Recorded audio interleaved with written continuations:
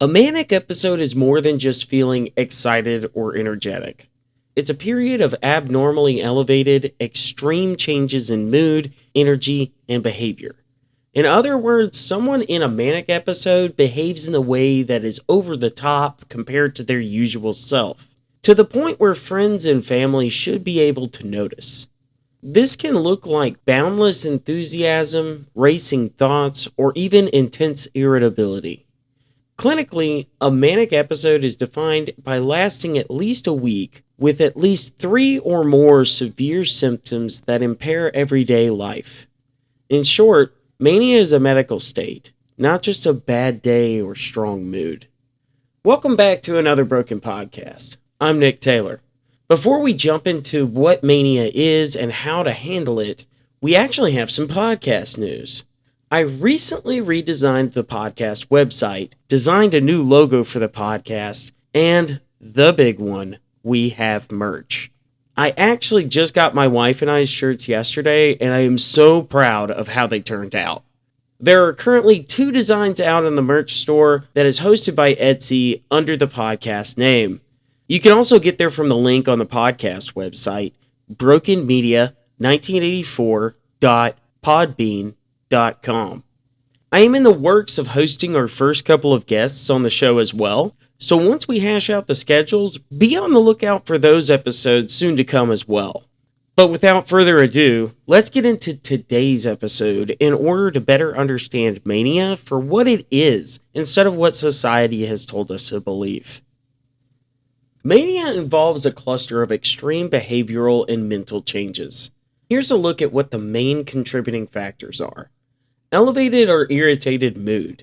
Feeling elevated, euphoric, or overly grandiose, or conversely unusually easily annoyed or impatient. Mania isn't always happy. It can also manifest in intense irritation or rage. High energy and decreased need for sleep. Having boundless energy, being unusually active, and needing little or no sleep without feeling tired. A person experiencing mania might go days on just a few hours of sleep. Racing thoughts and rapid speech. Thoughts race so fast that speech becomes pressured or rapid, jumping from topic to topic, often called a flight of ideas. Others may notice the person talking non-stop, very loudly, or so fast that it's hard to interpret. Grandiosity and reckless decisions. An inflated self-esteem or feeling invincible. This can lead to impulsive or reckless behaviors. For example, overspending money, extravagant business schemes, unprotected sex, or dangerous adventures. These actions are out of character and often harmful. Distractibility and obsession.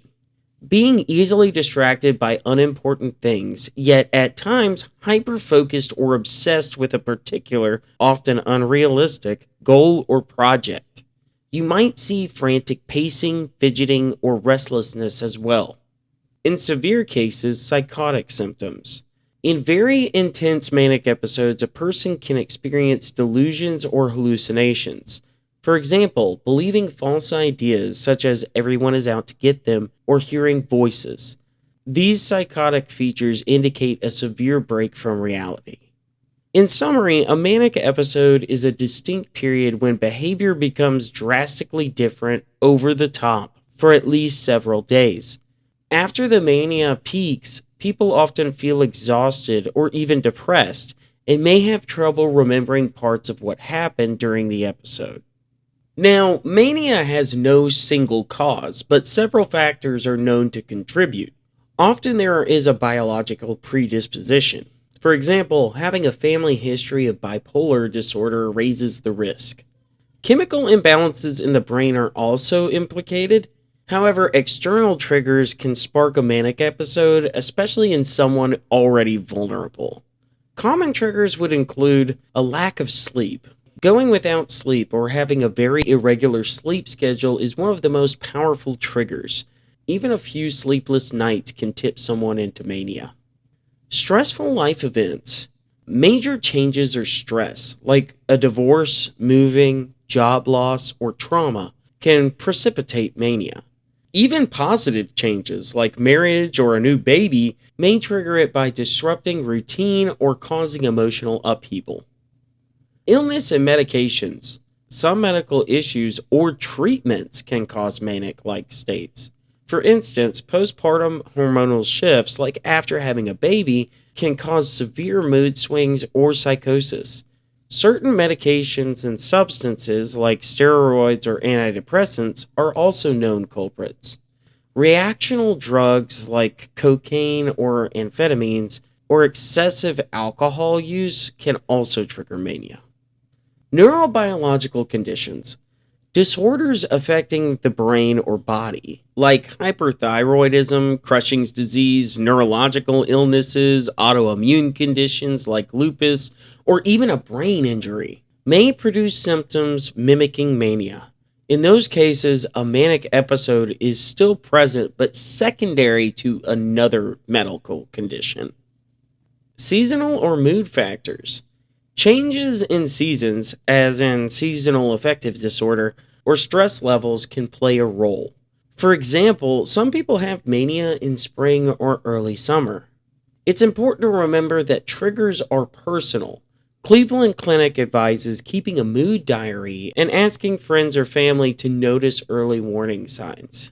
Identifying triggers can help prevent or lessen future episodes. I'm sure there's the question of who can experience mania. See, manic episodes are most famously associated with bipolar 1 disorder, but they aren't limited to just one type of person. Bipolar disorders affect all genders and ethnicities, both men and women equally, typically emerging in the late teens to early 20s. About 2 to 3% of adults experience bipolar disorder, and thus mania, each year. However, mania can also occur in other contexts. Here's some examples. Of course, bipolar 1 disorder is the classic setting for experiencing mania, and at least one full manic episode is required for the diagnosis. Cyclothymia and bipolar 2. These involve milder swings, like hypomania, but sometimes escalate to full manic episodes over time. Schizoaffective disorder or other psychotic illnesses. Some psychotic disorders include manic episodes or manic-like symptoms as part of their definition. Secondary to other conditions. As noted, medical or neurological problems like Cushing's or autoimmune illness can lead to a manic episode. In these cases, the person did not come out of nowhere with mania. It's tied to an underlying health issue. There's also an important connection worth noting when it comes to older adults. If someone over 50 experiences their first manic episode, especially without a clear psychiatric history, it may actually be a sign of underlying neurological conditions like dementia, particularly frontotemporal or vascular dementia. These disorders can mimic or even directly cause manic behavior, including impulsivity, emotional outbursts, or disinhibition. In short, a true manic episode usually means some underlying change, often a psychiatric condition. It's not something a completely healthy person experiences out of the blue. That said, many people on no medications may still cycle undiagnosed for years. But if you or someone normal suddenly shows clear mania symptoms, there is almost always a cause, even if it's a first-time bipolar episode or something like medication-induced mania. The circumstances that surround your everyday life can change in an instant. When we become complacent in our lives, we stop expecting those things. And the thought of a drastic, impactful experience begins to feel like a foreign thought. It's not as far off as you think, though. Never in my life did I think that I would experience it, but I myself had a manic episode that ended with me being hospitalized. The funny thing is, it wasn't related to my combat experience, but rather an unexpected event that happened right here at home that caused it. And that contributing factor is part of what made it so much worse. It happened where I should be able to feel safe. That event is part of an ongoing situation for me, one that I can't speak directly on just yet. Long story short, I experienced an event similar to the ones that I did in a combat zone. in which my life was endangered by the reactions of someone else.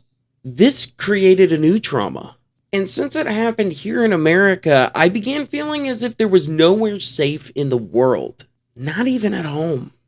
This put me in a constant heightened state. I was on guard and in fear of my and my family's safety 24/7. Within the first month post-event, I went through it so badly. The manic state started with highs. I picked up every hobby that I had put down.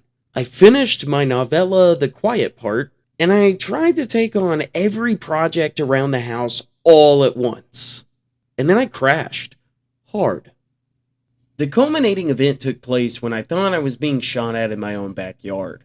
I called the sheriff's office, and after investigating the situation, they determined it was kids with fireworks. But I couldn't believe it. I just knew it was the people after me. Later that night, the power to my house went down, and I freaked out. It didn't knock out the whole street, just a few houses. So I was sure that it was the people who previously posed a threat to my life. So I called the police out for a second time in one day, and they once again determined there was no threat. I hooked up our generator, and then I patrolled my property all night long. I hadn't slept in about 3 or 4 days at this point, even with taking my sleeping medication, so some details are really hard to remember.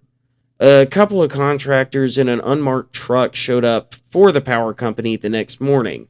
I asked them to let me know what had caused us to lose power, but in the time that it took for me to shut off the generator, the power came back on and they were gone. In my mind, I saw that action as suspicious, and I believe that they had something to do with all that had happened the day before. I felt in that moment that my presence was a threat to my own family, so I threw some things in my truck and I just left. I didn't know where I was going. First, I went to my parents' house, but then ended up driving all the way back to where we once lived, both which are states away. I was away for a few days before I started to come down from the manic panic enough to travel home. The shots fired were fireworks, and the power outage was due to a squirrel, I found out. The reality I faced during that episode felt so real and caused such intense fear. But it was a reality that my mind had built within my own head using the perfect storm of influence. Within the next month, I had declined to reclusiveness and ended up hospitalized after an attempt to take my own life. I had never experienced anything like it before. What I was perceiving felt so real. That is one of the things to keep in mind if you ever find a friend or a loved one in that state. What is going on with them is real to them in that moment, and it is a volatile and fragile situation. Approaching someone in this state with love, patience, and understanding is key to helping them. I haven't experienced a manic episode since then, but the impact of it still sits with me. I still to this day don't feel safe out in public. And when you're out there, there are so many uncontrollable factors, and those bring me back to a heightened state every time. I am working on that.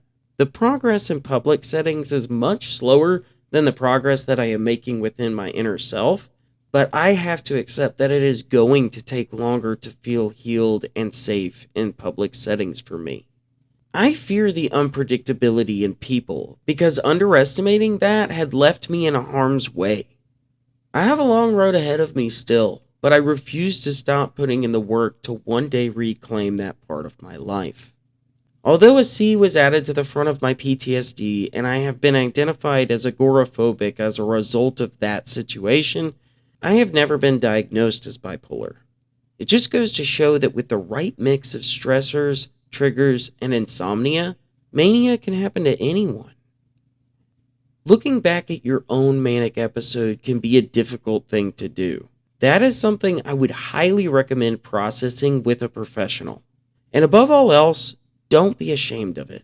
You have to remember that in that moment you are reacting to a situation that felt real to you. By working through this with a mental health professional, you can identify what brought you to that state, process what happened, and build the mental resilience to not only identify what is happening within a manic state, but how to handle it appropriately in the future.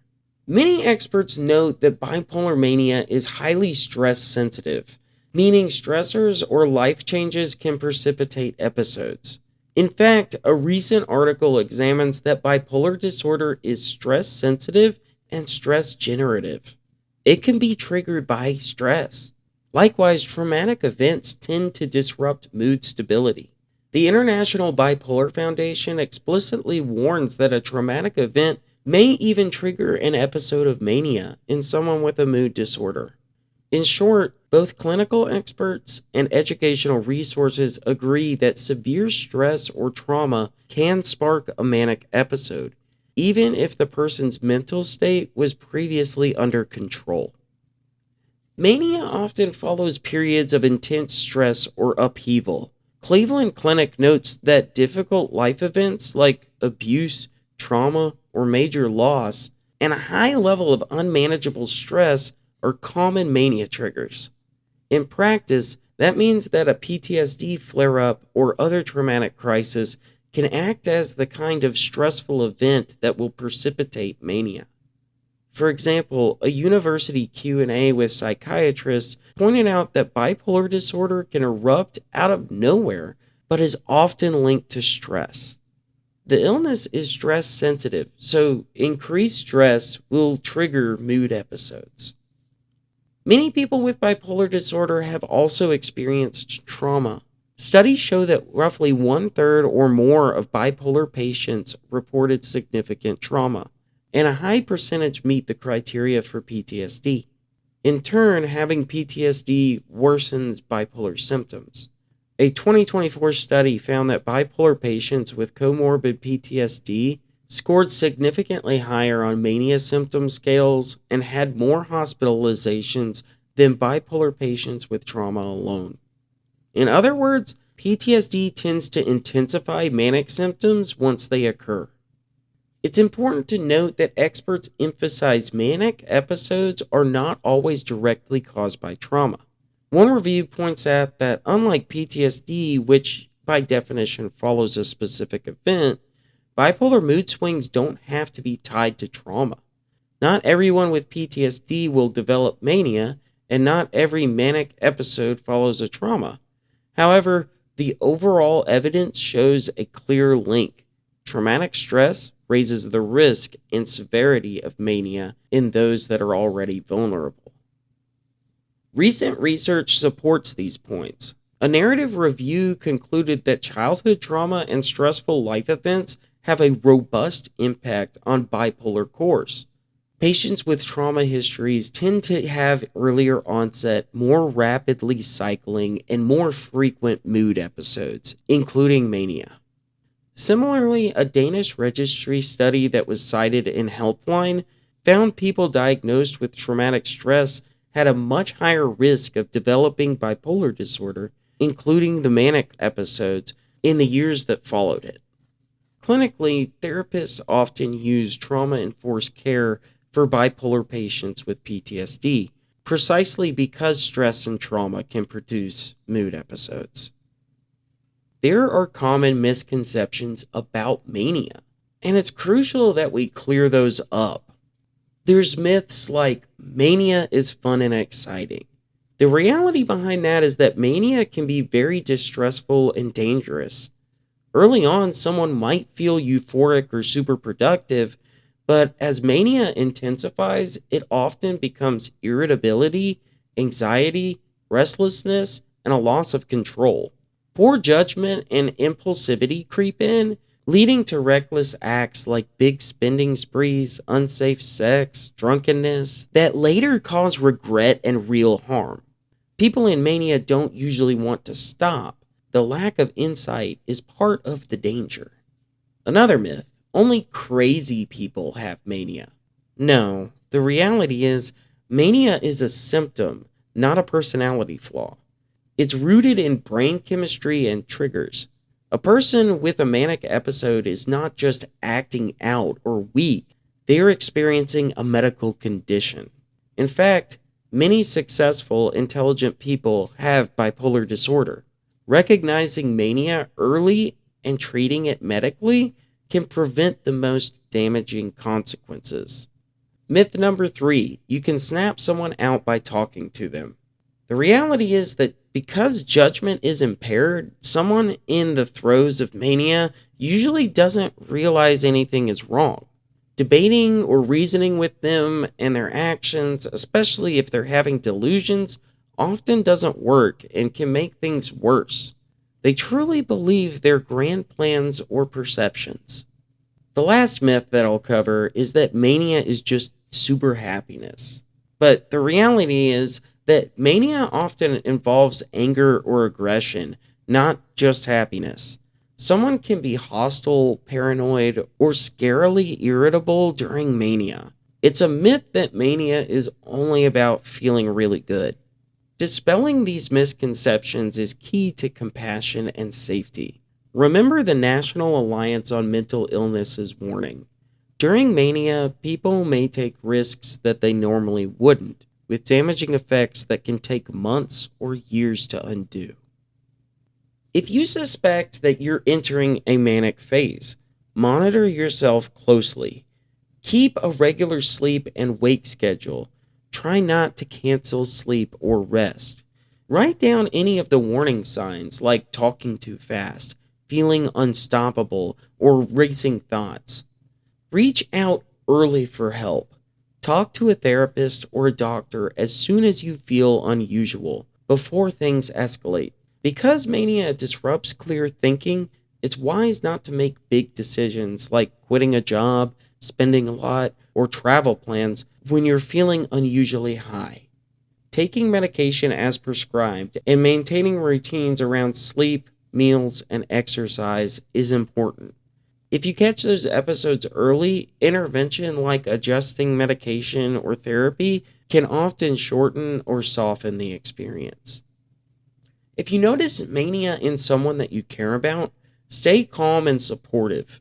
Recognize this person's thoughts and feelings may be very different from their norm.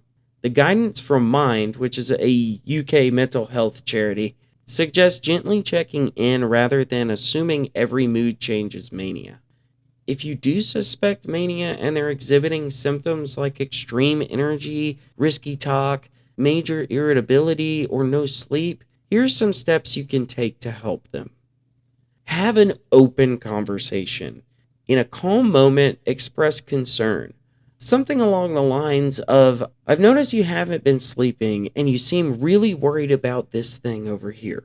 I'm concerned and I want to help. Use I statements to avoid blame. You need to avoid starting arguments about the delusional beliefs. Listen without judgment. Let them talk about their feelings or plans. Sometimes people with mania feel super excited about a project. Just listen, but don't encourage large commitments. Offer practical help. Gently suggest slowing down. For example, maybe we should think this through and plan for it together. It might help to have a second opinion before we do anything big. Ensure the basic needs. Encourage regular meals and rest. If they're skipping sleep, suggest a quiet environment or even join them in a relaxing activity. Set gentle boundaries. It's okay to say you're not comfortable going along with something dangerous or out of character. For example, you might refuse to take part in something that you know would put both of you in danger, or say you can't help support their new business idea right now. Safety first. If the person becomes agitated, aggressive, or mentions self-harm or harm to others, get help immediately. For severe mania, especially with psychosis or suicidal thoughts, professional intervention can save lives. Emergency or hospital evaluation may be needed to keep everyone safe, including the person experiencing the episode. What should you do during psychosis? If they are seeing or hearing things, try to remain calm. Mind UK advises acknowledging their feelings without validating the false beliefs. For instance, that sounds very real and scary to you. I'm here and I care about how you're feeling. Avoid arguing that it's not real, which can increase aggression. And what should you do after an episode? Be compassionate. People often feel ashamed or exhausted once the mania subsides. Remind them that you support them and that the behaviors were a result of illness, not their fault. Help them deal with any of the fallout, catching up on work, repairing relationships, or doing some financial planning without blame. In all of this, protect yourself too. You cannot single-handedly control someone's mania. Enlist help from other friends, family, or professionals so you're not alone in supporting them. And if at any point you feel unsafe, for example, if someone in a manic episode starts threatening violence, remove yourself and call emergency services. Manic episodes are treatable. The cornerstone is often medication and therapy. Mood stabilizers or antipsychotic medications like lithium are commonly used to stop manic episodes. Psychotherapy, especially cognitive behavioral therapy, can help manage the triggers and thought patterns of mania. A structured routine and psychological education are also crucial. It's important to follow medical advice even after feeling better because mania tends to reoccur if untreated. As Penn Medicine notes, medication for bipolar disorders acts preventatively. Stopping meds can lead to a quick relapse into mania or depression. Support groups and education can also help both the person who experienced the episode and their loved ones feel less alone and more prepared. Ultimately, a manic episode signals that someone needs care, not judgment. With the right help, people can recover from mania and stabilize their lives. By recognizing the signs early, understanding what triggers these episodes, and responding with compassion and firm boundaries, we can keep ourselves and those that we care about safe through the storm of mania. There are some key takeaways from today's episode. Manic episodes involve dramatic shifts in mood and behavior that go beyond normal excitement. They can occur in various mental health conditions, most often in bipolar 1, but sometimes can be triggered by stress, lack of sleep, or substances. Recognizing the warning signs, like that high energy or no need for sleep or those big grand plans, it's vital. If mania occurs in yourself or others, prioritize safety. Remember that mania is a treatable medical condition. With understanding and care, its impact can be managed. Thanks for joining me today for this episode of Another Broken Podcast. I appreciate each and every one of you that takes the time to listen as we keep confronting some of the most difficult topics that have been skewed by the social stigma around mental health. Choosing to continue to learn and grow is a noble choice, especially with the negative incantations we have been exposed to surrounding these topics our whole lives. If today's episode resonated with you, share it with someone that you know. Don't forget that you can always reach out to us at brokenmedia1984@gmail.com, at Another Broken Dad on TikTok, or just by commenting on this episode.